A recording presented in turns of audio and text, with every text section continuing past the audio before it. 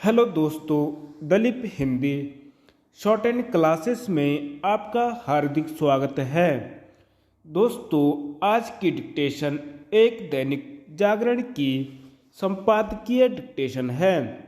Dictation की गति 80 शब्द प्रति मिनट होगी। डिक्टेशन स्टार्ट करते हैं 5 सेकंड बाद।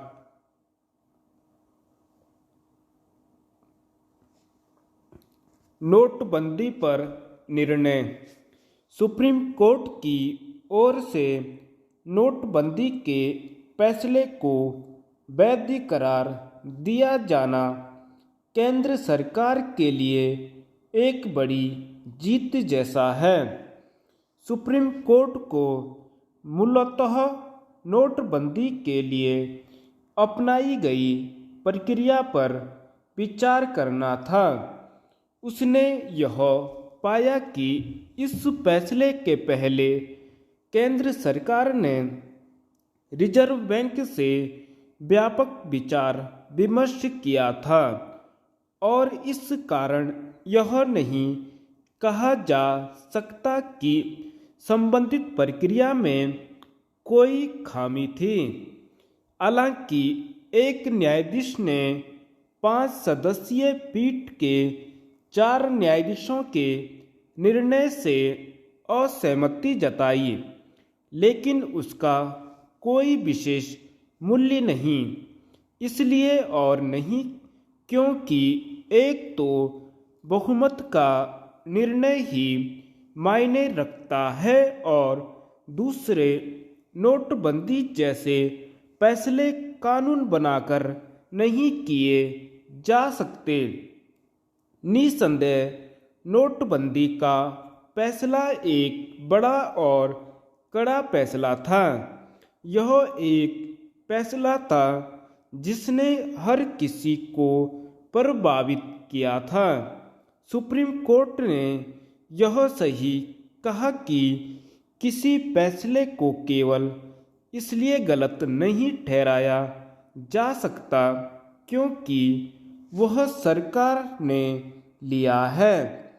विडंबना यह है कि कुछ विपक्षी दलों ने सरकार के हर फैसले का विरोध करने को अपना एक सूत्रीय कार्यक्रम बना लिया है। ऐसा ही रवैया अन्य लोगों ने भी अपना लिया है।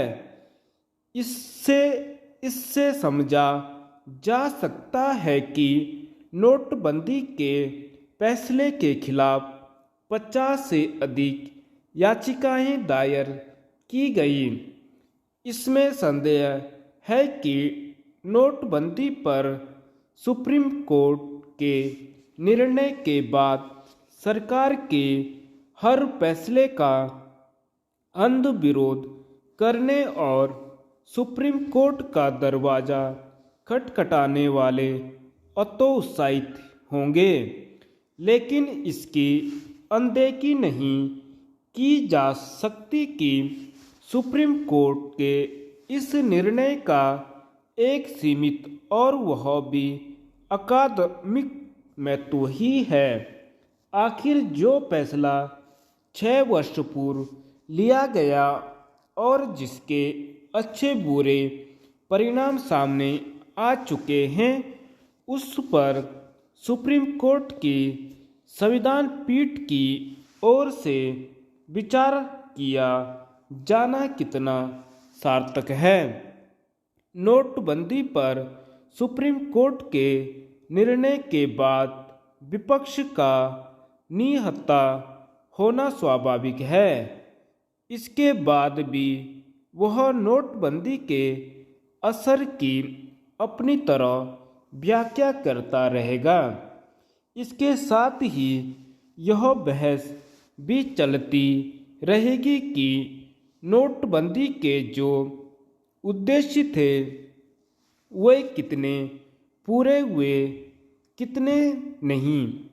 इस प्रश्न पर सरकार को भी चिंतन मनन करना होगा, क्योंकि जिन उद्देश्यों को लेकर 500 और 1000 रुपए के नोटों को चलन से बाहर करने का फैसला लिया गया, वे सभी सही तरह पूरे नहीं हुए। यह सही है कि टैक्स चोरी पर एक हद तक लगाम लगी और फौरी तौर पर काले धन वालों को झटका लगा, लेकिन यह नहीं कहा जा सकता कि भ्रष्टाचार पर अंकुश लगा। उचित यह होगा कि रिजर्व बैंक के साथ सरकार इस पर विचार करे कि वे सभी उद्देश्य कैसे पूरे हों जो नोटबंदी को लेकर तय किए गए थे। नोटबंदी से जो अनुभव मिले उनसे भविष्य के लिए सीख भी ली जानी चाहिए। 9 वर्ष के संकल्प। 9 वर्ष पर इस उम्मीद और नए संकल्प के साथ आगे बढ़ने की जरूरत है। राज्य सरकार के लेकर आम जन तक को इसमें अपनी भूमिका तलाशनी होगी।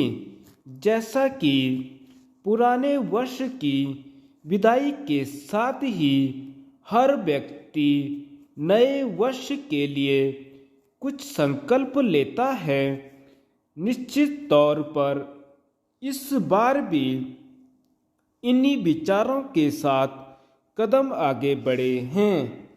सरकार ने उत्तराखंड को आदर्श राज्य बनाने की दिशा में दृढ़ संकल्पित होकर काम करने की घोषणा की है।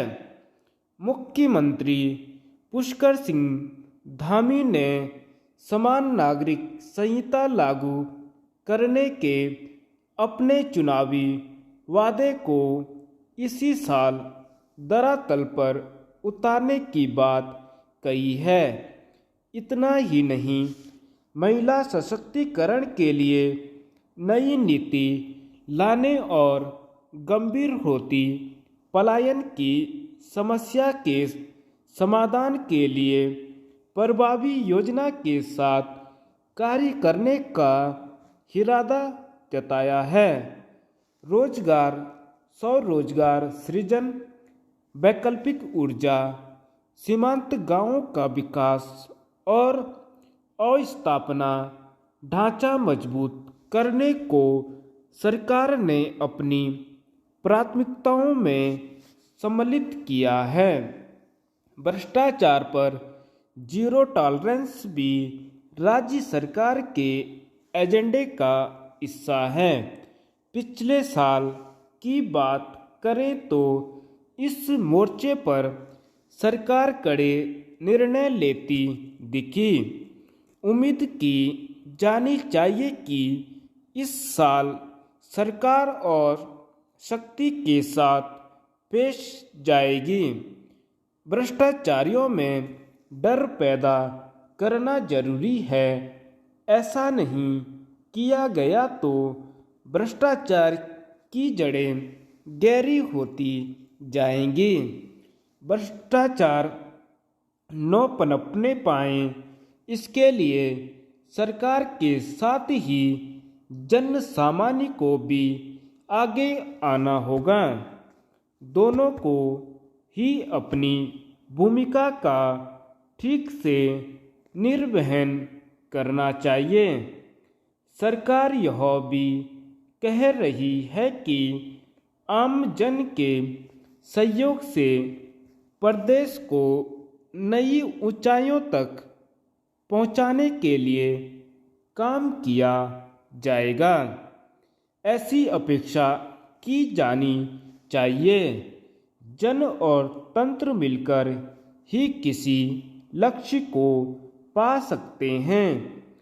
इसके लिए ऐसी कार्य संस्कृति जरूरी है जिसमें आम जन की तंत्र से निकटता बने और उनमें राज्य के विकास लिए योगदान देने की ललक पैदा हो सके।